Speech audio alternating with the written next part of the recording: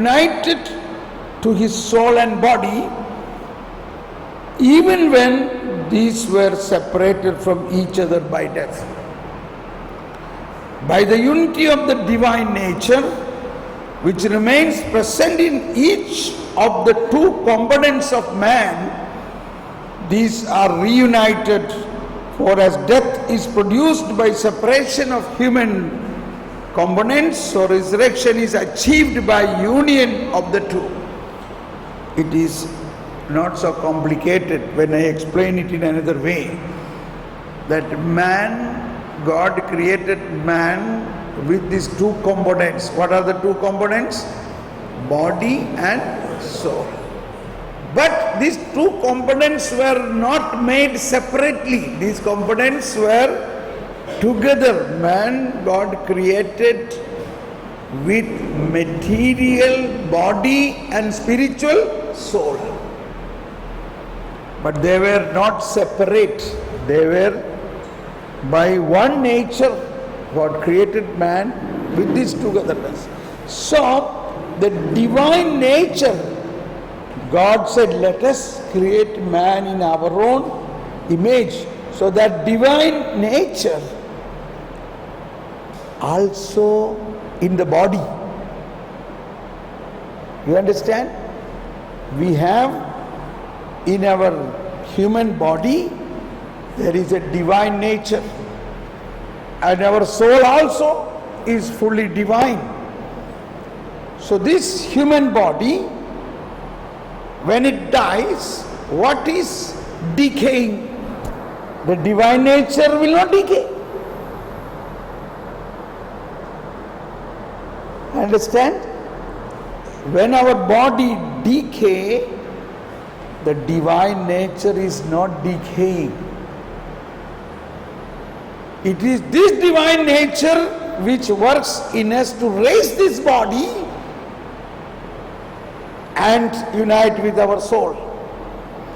So, in Christ, his divine nature of his human body do not go away even after his death. It is that divine nature in his body which raise this body to unity with the soul. So also,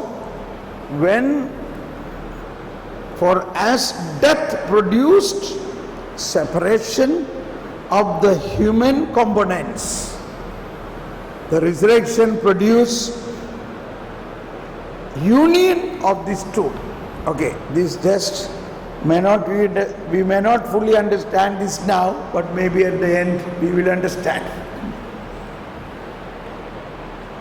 I explained this to understand the resurrection. What exactly is resurrection? This resurrection which Jesus experienced, Jesus resurrected, we all are experiencing in a advanced way or as a anticipatory way, and at the end we will all be resurrected. That is our hope.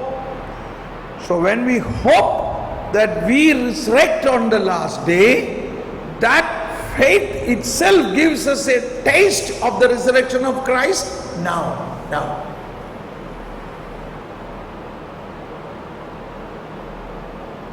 And therefore, that is how the risen Christ dwells in us now.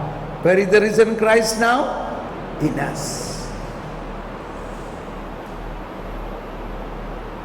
Christ is risen from the dead. Dying, he conquered death. To the dead, he has given life. To the dead, he has given life.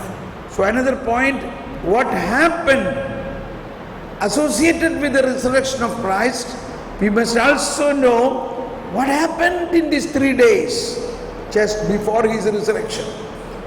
Just before the resurrection, his divine nature went throughout the history to all the sinned people and proclaimed the good news. What is the good news? I am the Lamb of God who took away the sin of the world. In which whose sins are included? The original sin of Adam and Eve is included. Yes or no? So now Adam and Eve's sin is redeemed. Jesus, his brother, took the sin of Adam and Eve, and to the dead he has given life. To Adam and Eve he gave life, and Adam and Eve are lifted up from the death to the heaven. Now where is Adam and Eve now? They are in heaven.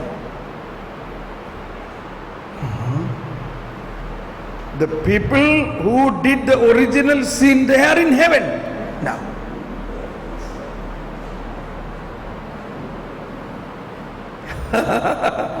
That gives us a big consolation, eh? If they are in heaven, then what about us? Then we are. So, I will read out from the Catechism again. So, that is why he descended into hell. What for he descended to hell? So that descent was the Gospel 634. The Gospel was preached even to the dead. The descent into hell brings Gospel message of salvation to complete fulfillment. This is the last phase of Jesus' messianic mission, a phase which is condensed in time but vast in its real significance. The spread of Christ's redemptive work to all men of all times and of all places. For all who are saved have been made sharers in redemption. Christ went down into depth of death, so that the dead will hear the voice of the Son of God. And those who hear will live. That is 484, John 5:25. In John 5:25 he said, the dead will hear the voice of the Son of God. And those who hear will live. Jesus, the author of life, by dying, destroyed him who has the power of death, that is the devil, and delivered all those who, through fear of death, were subject of lifelong bondage. Henceforth, the risen Christ holds the keys of death and Hades, death and hell, so that at the name of Jesus, every knee should bow in heaven and on earth and under the earth. We are unnecessarily worried and frightened about the devil and under the earth people. Jesus has already destroyed their powers. An ancient homily says, today on Saturday, Easter Saturday, today a great silence reigns on earth, a great silence and a great stillness. A great silence because the king is sleeping.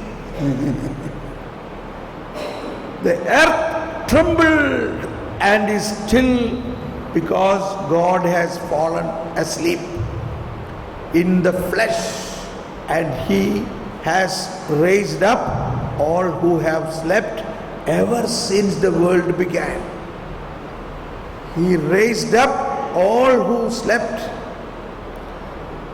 He has gone to search of Adam, our first father, as for a lost sheep. greatly desiring to visit those who live in darkness and in the shadow of death. He has gone to free from sorrow Adam and his bonds, and Eve captives with him. He who is both their God and the son of Eve, I am your God who for your sake have become your son. I order you, O sleeper, awake. I did not create you to be prisoner in hell, raised from the dead, for I am the life of the dead. For I am the life of the dead. Christ is risen from the dead. Dying, he conquered death. To the dead, he has given life. So, even those Adam and Eve who were dead because of their sin, Christ took that sin upon him, and atonement was given by his blood. And after that, he went to them in spirit and proclaimed the good news, raised them from the dead. And thereafter only the resurrection he did. So the risen Lord